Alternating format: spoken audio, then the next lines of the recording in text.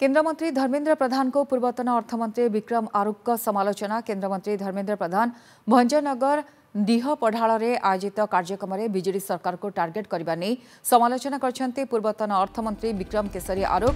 गंजाम जिले में पानीय जल अव्यवस्था नहीं बीजेडी सरकार को आक्षेप करते केंद्र मंत्री धर्मेंद्र प्रधान। भंजनगर अंचल में जलाभाव नहीं बीजेडी सरकार प्रश्न उठाई यार जवाब रखिते पूर्वतन अर्थमंत्री विक्रम केसरी आरुख।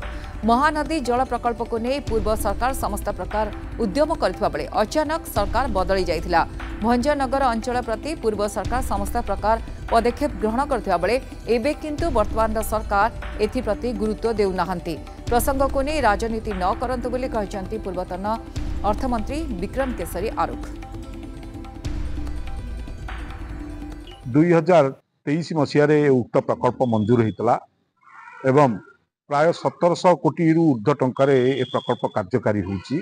महानदी पानी आसब गंजाम जिलार 11टी ब्लॉक को पानीय जल जोगे दिज्व ए व्यवस्था रही। बर्तमान सरकार परिवर्तन घटी से कार्य आगे चली राजनैतिक उद्देश्य रखी ताको विलंबित नक से प्रकल्प को तुरंत कार्यकारी करने सरकार चेष्टा करंतु।